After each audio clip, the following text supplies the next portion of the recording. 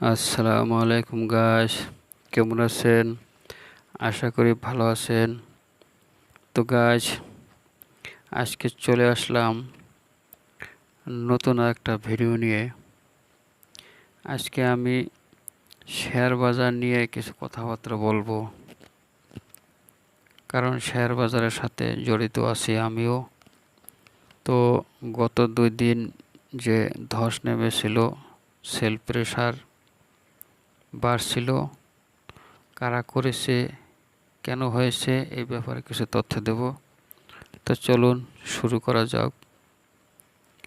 পুঁজিবাজারে সেল প্রেসারে ধসের তথ্য ফাঁস, কঠোর ব্যবস্থা বিএসইসির। শেয়ার বাজারের দুর্নীতি, প্রশ্রয়দাতা শিবলি রুবায়েতুল ইসলামের পদত্যাগের পর থেকেই বাজারে সেল প্রেসার বাড়ছিল।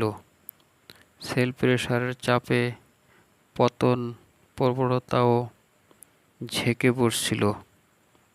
অন্তর্বর্তী সরকারের নিয়োগ করা বর্তমানে চেয়ারম্যান খন্দকার রাশেদ মাকসুদ দায়িত্ব গ্রহণের পর শিবলির সহযোগীরাও বেপরোয়া হয়ে পড়ে, যার কারণে গত 2 কর্মদিবসে পতনের বড় চাপে বাজার বিপর্যস্ত হয়ে পড়ে।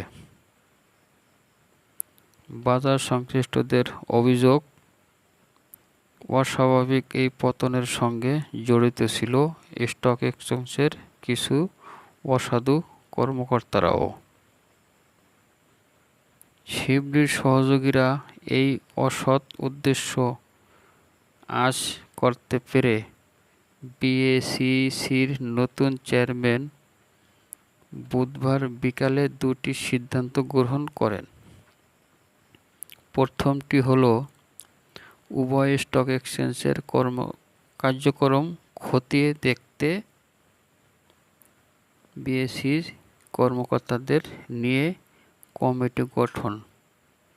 দ্বিতীয়টি হল শিবলি রুবায়েত এবং তার অন্যতম সহযোগী আবুল খায়ের হিরুসহ শেয়ার বাজারের 11 ব্যক্তির বেনিফিশিয়াল ওনার্স ভিউ লেনদেন স্থগিত করুন। এই 2 সিদ্ধান্তের পরও বৃহস্পতিবার আগের 2 কর্মদিবসের মতো শিবলির ঘনিষ্ঠরা লেনদেনের শুরুতেই সর্বনিম্ন দরে শতাধিক কোম্পানির লাখ লাখ শেয়ারের সেল বসিয়ে দেয়। এতে লেনদেনের প্রথম প্রহরেই বিনিয়োগকারীদের মধ্যে নতুন আতঙ্ক ভর করে, যার ফলে লেনদেনের 22 মিনিটের মাথায় প্রধান শেয়ার বাজার ঢাকা স্টক এক্সচেঞ্জের ডিএসই প্রধান সূচক 52 পয়েন্ট পড়ে যায়। এরপর নিয়ন্ত্রণ সংস্থা মনিটরিং জোরদার করতে বাজার ঘুরে দাঁড়াতে থাকে। এই সময় শিবলির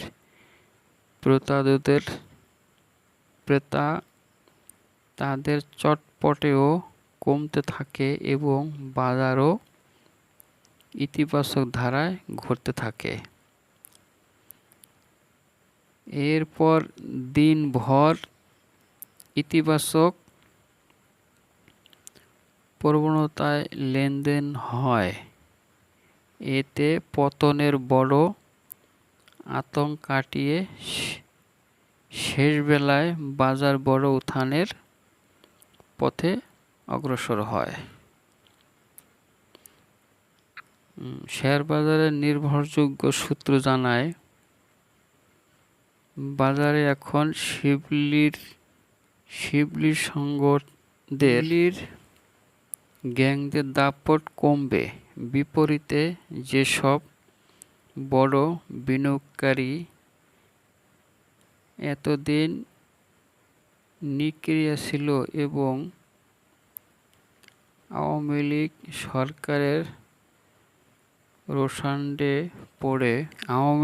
সরকারের রোষানলে পড়ে দেশত্যাগ করেছিলেন, তারা দেশে ফিরেছেন এবং ধীরে ধীরে শেয়ারমুখী হচ্ছেন।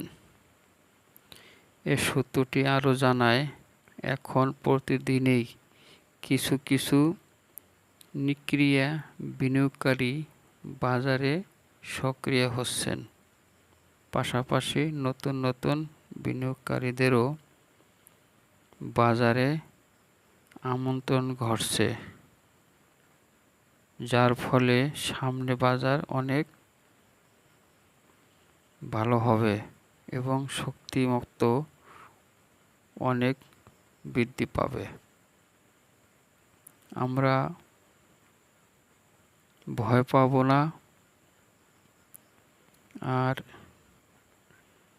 সেল প্রেসার দেব না, গুজবে কান দেব না।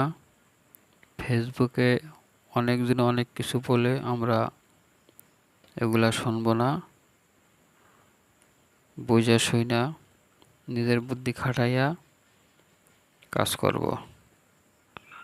তো ভালো থাকবেন। আজকে এই পর্যন্তই। খোদা হাফেজ।